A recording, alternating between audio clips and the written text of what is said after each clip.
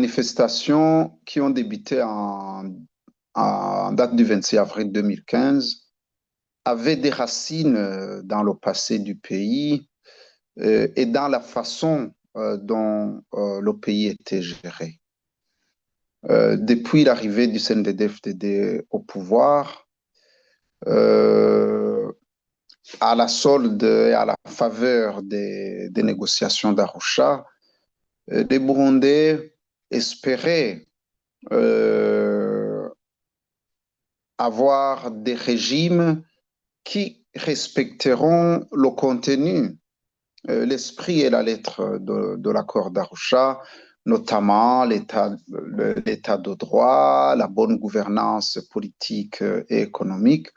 Mais euh, ils n'ont assisté qu'à des violations récurrentes et très graves des droits de l'homme et à la détérioration au fur et à mesure que les années se suivaient, et les violations graves des droits de l'homme se succédaient. Et ça allait en s'aggravant.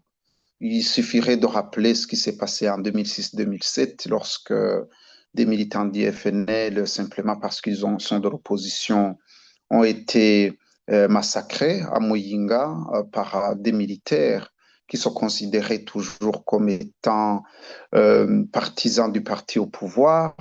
On se souviendrait de l'opération S'affiche de 2010 après les élections, quand on a essayé d'éliminer physiquement les opposants.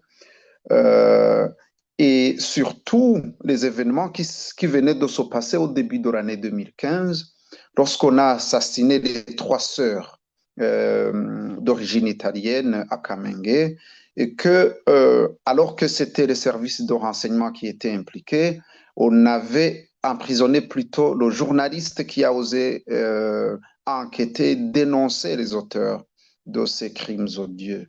Vous vous souviendrez qu'en date du 19 février 2015, une manifestation spontanée qui a rassemblé plusieurs centaines de milliers de Burundais. Selon les estimations, c'était autour de 100 000 personnes.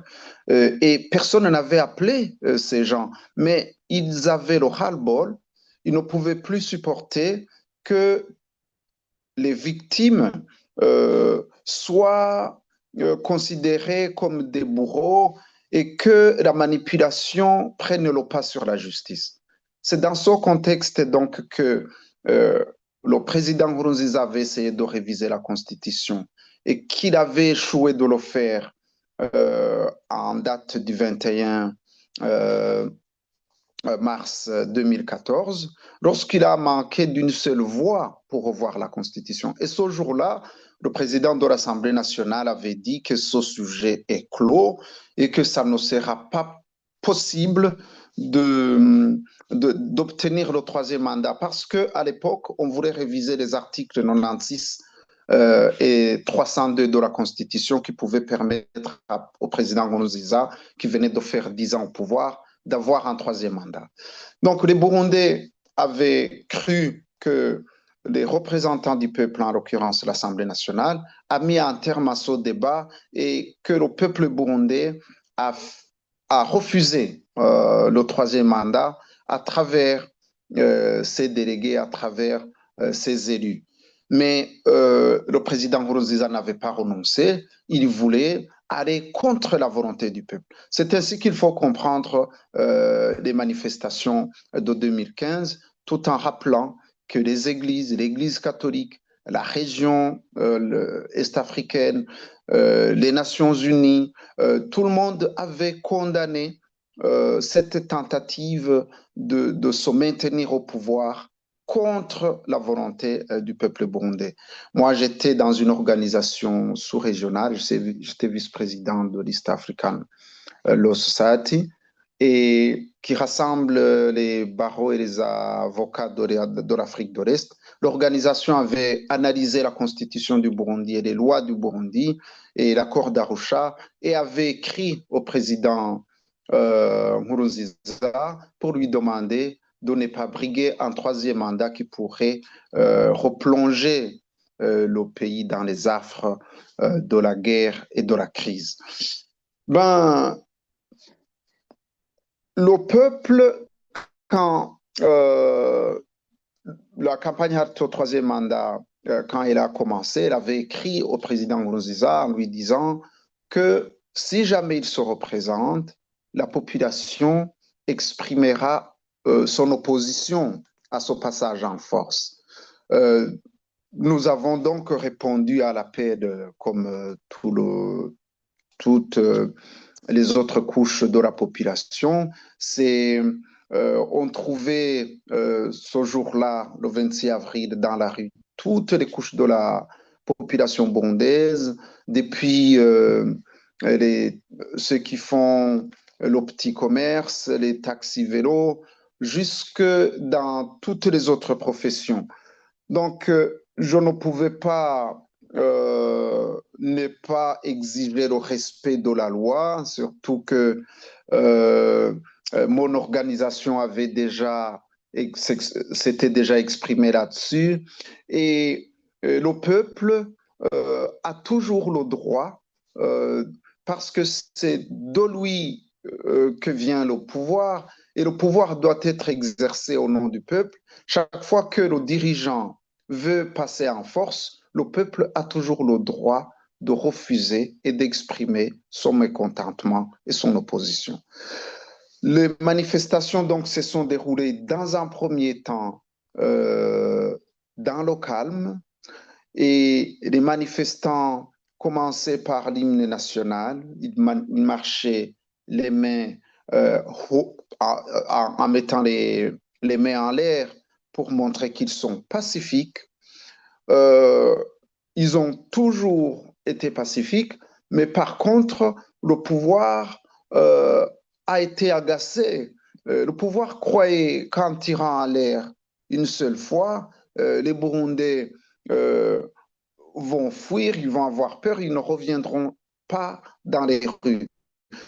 Lorsque les manifestations ont pris quelques jours, vous savez par ailleurs que le premier jour aussi, pour essayer d'intimider, ils ont tué un jeune homme de 15 ans, et que d'autres personnes ont été blessées le premier jour. Ils croyaient que personne n'osera revenir dans la rue. Lorsqu'ils ont vu que les gens continuaient à affluer, c'est là où ils ont commencé à envoyer des membres des services de renseignement pour infiltrer les manifestants, d'abord pour prendre des photos et interpeller ceux qui ont participé aux manifestations la nuit, ou encore pour essayer de faire des actes de violence qui pourraient être mis euh, sous la responsabilité des organisateurs des manifestations. Donc, les manifestations de 2015 ont été la preuve que les Burundais peuvent se mettre ensemble pour faire face à n'importe quel défi. Il y a eu beaucoup de personnes qui ont été tuées, beaucoup de personnes qui ont été blessées, mais les manifestants continuaient à venir parce qu'ils estimaient que le pays, leur patrie mère, doit être protégé contre toute tentative d'accaparement du pouvoir par la force. Donc, 2015 reste la date à laquelle les Burundais, pour la première fois après l'indépendance, ont eu une revendication politique commune. Il y avait dans les rangs des manifestants des frondeurs du CNDD-FDD qui n'avaient pas été d'accord avec le président Nkurunziza et qui lui avaient conseillé de ne pas se représenter. Il y avait des partis de l'opposition en provenance de toutes les tendances sociales du Burundi. Il y avait les membres de la société civile, il y avait la population dans toutes ces couches sociales. Donc, ça a été un mouvement populaire, un mouvement qui visait à défendre la liberté et l'état de droit au Burundi. Ceux qui ont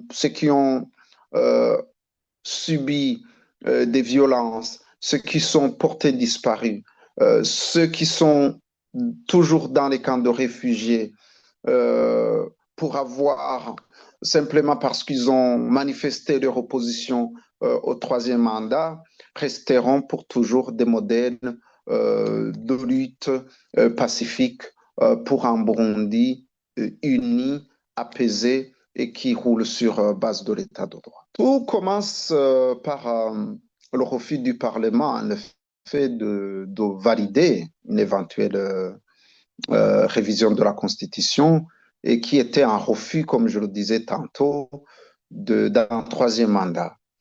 Et en date du 28 avril, des sénateurs ont saisi la Cour constitutionnelle, 28 avril 2015, et cela, c'était 3 jours après que le CNDD-FDD avait proclamé la candidature de Nkurunziza. Et 3 jours après, il y a des sénateurs qui ont saisi la Cour constitutionnelle pour analyser la constitutionnalité d'un troisième mandat de Nkurunziza. Et la Cour constitutionnelle s'était réunie en date du 30 et elle avait estimé à la majorité que le troisième mandat était illégal et que Nkurunziza ne pouvait pas se représenter. Sauf que dans la même soirée, le président de la Cour constitutionnelle a commencé à intimider les juges qui avaient exprimé leur opposition au troisième mandat. Et certains ont été menacés de mort. Ils ont été obligés de changer d'avis. Le vice-président de la Cour constitutionnelle a été obligé de quitter le Burundi par peur d'être assassiné parce qu'il y a des généraux qui l'intimidaient et qui le menaçaient de mort. On doit souligner ici qu'en général, selon le règlement des cours et tribunaux, il est strictement interdit de révéler le secret du délibéré.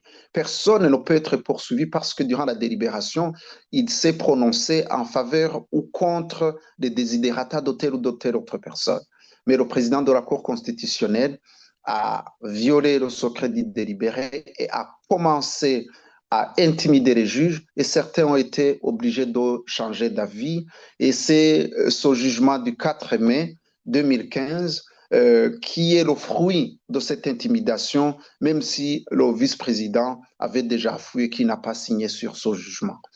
Donc, quand on a vu que la répression est en train de prendre de l'ampleur, comme la société civile burundaise était membre d'une plateforme au niveau régional, on a essayé de contacter les représentants des organisations de la société civile, essayer de contacter ces organisations régionales pour qu'elles nous aident à saisir la Cour. C'est ainsi qu'au début du mois de juillet 2015, on a fixé ce dossier. En fait, quand un État adhère à la communauté est-africaine, il s'engage à respecter le droit interne et le droit issu du traité qui a établi la communauté est-africaine. Et on a été alors à Arusha pour fixer ce dossier, lequel dossier a évolué pendant 6 ans. Dans un premier temps, le gouvernement disait, voilà, la Cour constitutionnelle est la dernière juridiction burundaise. Personne d'autre ne peut remettre en cause ce qui a été décidé par la Cour constitutionnelle parce que c'est un État souverain. Seulement, ils oubliaient que c'est en exerçant cette même souveraineté que le Burundi a ratifié le traité portant établissement de la communauté est-africaine, laquelle communauté oblige les États à respecter leurs propres textes de loi, les conventions internationales qu'ils ont signées, ainsi que le traité établissant la communauté est-africaine. Donc, il y a eu d'abord une bataille juridique pour savoir si la Cour peut connaître ce litige, si la Cour peut être compétente pour analyser ce différend. C'est en date du 24 mai 2018 que la Chambre d'appel a souligné l'importance de l'accord d'Arusha, qui est à la fois une convention internationale qui a été supervisée et parrainé par les Nations Unies et l'Union africaine, et tout en étant un texte interne qui a été mis en application par une loi interne, et lequel accord est le père de la Constitution de 2015, parce que la Constitution de 2015 était l'application de l'accord d'Arusha. Donc, lorsque en 2018, la Chambre d'appel a dit que la Cour est compétente et qu'il faut que cette Cour analyse le fond de l'affaire, nous savions que le principal argument de l'État du Burundi venait d'être balayé. Et c'est en date du 25 novembre 2021 à Bujumbura que la décision de la Cour a été prononcée. Et dans cette décision, le paragraphe 97 souligne bien que le troisième mandat était contre la constitution du Burundi, contre l'accord d'Arusha et contre le traité établissant la communauté est-africaine. En droit, lorsque un acte est illégal, il emporte la nullité des actes qui sont issus de cet acte illégal qui est nul en conséquence et de nullité absolue. Donc, cet arrêt qui a été prononcé à Bujumbura est venu légitimer les demandes des personnes qui ont défendu la légalité constitutionnelle. Et c'est une décision qui vient nous dire que ceux qui ont protesté contre le troisième mandat étaient du bon côté de l'histoire et du droit. C'est-à-dire que, de façon définitive, il a été établi que ceux qui ont contesté le troisième mandat d'Nkurunziza étaient en train de défendre la légalité au Burundi. En conséquence, ceux qui combattaient et ceux qui ont maltraité les manifestants, ceux qui ont pris le pouvoir par la force, c'est le CNDD-FDD, ce sont eux les putschistes. Même si on essaie d'inverser la tendance en taxant les défendeurs de la légalité constitutionnelle comme étant des putschistes, la Cour a redressé et devant le grand tribunal qui est l'histoire, le monde entier considérera le CNDD-FDD comme ayant opéré un coup d'État en 2015. Il est grand temps que le Burundi applique ces décisions tellement le Burundi a essayé de se défendre bec et ongle pendant 6 ans. Le pays n'a pas dépensé autant de moyens pour rien. Il faut que le Burundi, que le gouvernement du CNDD-FDD accepte le verdict et reconnaisse que les personnes qui ont défendu la légalité constitutionnelle au Burundi doivent être réhabilitées. Et c'est à partir d'un dialogue franc et sincère entre les Burundais que cet arrêt peut être appliqué, et c'est un arrêt qui peut ramener le Burundi sur les rails de la paix, de la démocratie et de l'état de droit. Je profite de cette occasion pour rappeler que la répression qui a eu lieu de 2015 jusqu'à aujourd'hui a été documentée par la Commission internationale d'enquête sur le Burundi qui a été mise en place par les Nations Unies. Il y a 5 rapports qui pointent du doigt sur les véritables responsables. Il y a la Cour pénale internationale qui est en train d'enquêter depuis octobre 2017, et il y a un rapporteur spécial qui a renchéri en montrant que les crimes du régime continuent.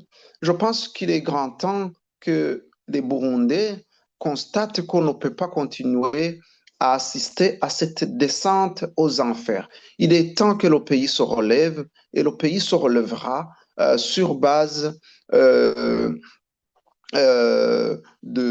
cet arrêt notamment et d'autres instruments, et sur base d'un dialogue qui permettra aux 250 000 réfugiés de regagner le bercail sans avoir peur d'être malmenés, maltraités par les Imbonerakure qui continuent à être militarisés et dressés contre les oppositions, les opposants plutôt réels ou supposés. Les événements de 2015, les martyrs de la liberté et de l'état de droit, l'unité qui a été affichée par les Burundais de tous bords pour défendre la légalité constitutionnelle donne l'espoir et ces martyrs seront une fondation d'un état de droit, d'un Burundi nouveau qui respectera toutes ses filles et tous ses fils sans considération d'une quelconque provenance, que ce soit au niveau social ou que ce soit au niveau politique. Je pense que on a tellement assisté à cette misère que les Burundais devraient se concerter pour voir comment trouver les voies et moyens d'arrêter ce qui se passe, d'arrêter cette misère euh, euh, qui accable le peuple burundais, arrêter ces cycles de réfugiés qu'on envoie dans les pays voisins après de façon régulière, donc à travers les quelques décennies d'après les indépendances, les Burundais doivent se ressaisir et 2015 servira de modèle par rapport à l'unité que ce mouvement a affiché, même si il y a eu des victimes, même si le pouvoir a utilisé une répression sanglante contre des voix qui réclamaient la justice et la paix au Burundi. Le droit international a une force. La force du droit international, c'est que les États acceptent que les traités les disent, ils acceptent de coopérer dans le cadre des mécanismes mis en place dans le cadre du droit international. C'est ainsi, par exemple, que le Burundi, chaque fois qu'il a été convoqué, ils ont envoyé un avocat, c'est l'actuel président de la Cour, par ailleurs. C'est étonnant que la personne qui a plaidé ce dossier, on le place à la tête de la Cour et ça ne sera pas facile de son temps de mettre en application l'arrêt qu'il a perdu lamentablement. Mais l'autre faiblesse maintenant du droit international, c'est qu'il n'y a pas d'armée, il n'y a pas de police sous-régionale qui viendra obliger le Burundi ou qui viendra mettre en application euh, un tel arrêt. Seulement, la force demeure au niveau diplomatique. Si la région prenait des sanctions contre le Burundi euh, en raison du fait qu'il ne met pas en application les décisions d'un organe du traité établissant la communauté est-africaine, ça pourrait marcher. Seulement, il y a des réalités géopolitiques et géostratégiques du moment qui sont changeantes. Aujourd'hui, ça peut ne pas être facile de mettre en application l'arrêt, mais demain, ça peut marcher. Donc, le plus important, c'est que au niveau de l'argumentaire du régime qui disait, voilà, 2015 était de fauteurs de troubles, le troisième mandat était légal, maintenant ils ne le disent plus. Ça, c'est déjà un apport. Mais par rapport à la mise en application, personne ne peut dire mis en application demain ou après-demain parce que les États, il n'y a pas de mécanisme de contrainte à proprement parler, à l'instar d'un arrêt d'une juridiction interne, parce que la mise en application doit passer par la diplomatie et les négociations. La situation qui prévaut au Burundi, pour moi, plaide en faveur d'un dialogue pour tirer le pays de la situation dans laquelle il est plongé depuis 2015. Je pense qu'il est dans l'intérêt de toutes les parties de discuter de la mise en application de cet arrêt, mais il est très difficile de prédire et de dire dans combien de temps cet arrêt pourrait être mis en application.